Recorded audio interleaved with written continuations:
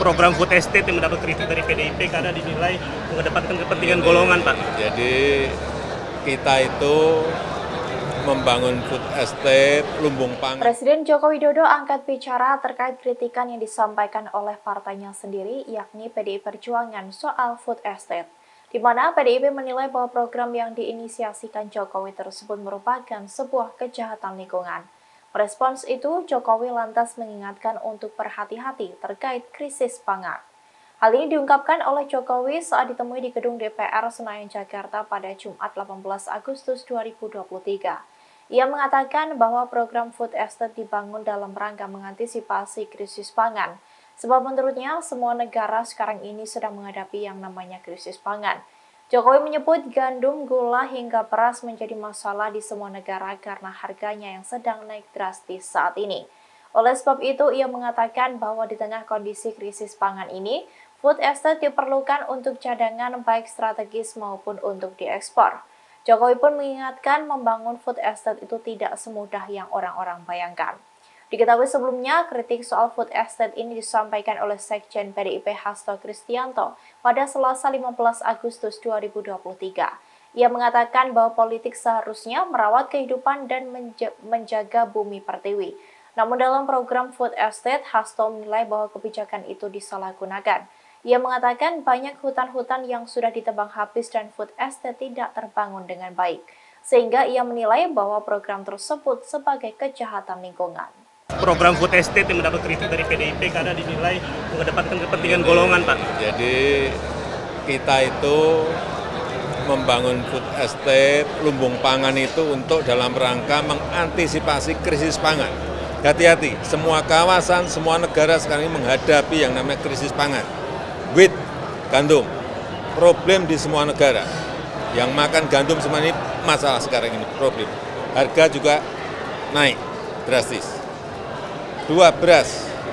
Setelah India stop, nggak ekspor lagi, semua yang makan beras semuanya sekarang ini juga masalah. Harga naik. Sehingga yang namanya lumbung pangan, food estate itu harus untuk cadangan. Baik cadangan strategis, maupun nanti kalau memang melimpah betul nggak apa-apa untuk ekspor karena negara lain membutuhkan. Sehingga dalam rangka ke sana, kalau supaya tahu membangun food estate, membangun lumbung pangan itu tidak semudah yang Bapak Ibu bayangkan. Tanaman pertama biasanya gagal.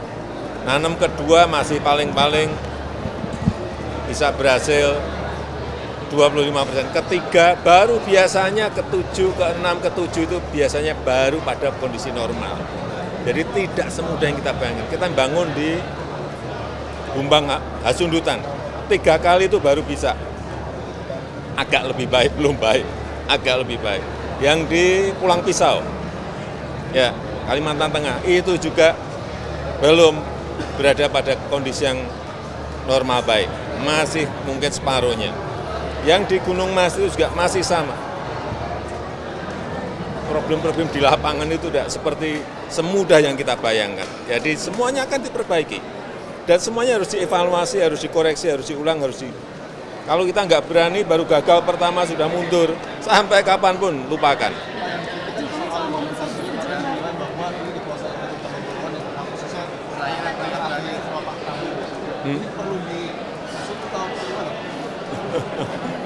Ya itu namanya kerja itu ya, yang kerja itu beberapa kementerian.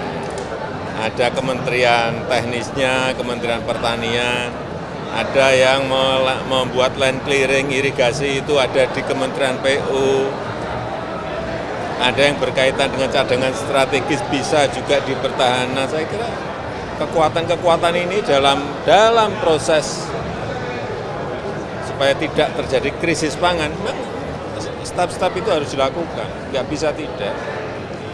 Bahwa ada yang berhasil, baru setengah berhasil, atau yang belum berhasil, ya itu yang harus dikoreksi, diperbaiki, dievaluasi. Ya, udah. Cawapres, Pak. Pak Prabowo juga dengan Megawati seperti apa, Pak? Apa? Ada cawapres, Pak. Ganjar jadi cawapres, Siapa? Mas Gibran, Pak. Heeh. Dipertimbangkan untuk menjadi cawapres Pak Ganjar jika MK mengabulkan batas usia 35 tahun, Pak. Kata Bu Puan. Tanyakan Bu Puan. Terima kasih sudah nonton. Jangan lupa like, subscribe, dan share ya.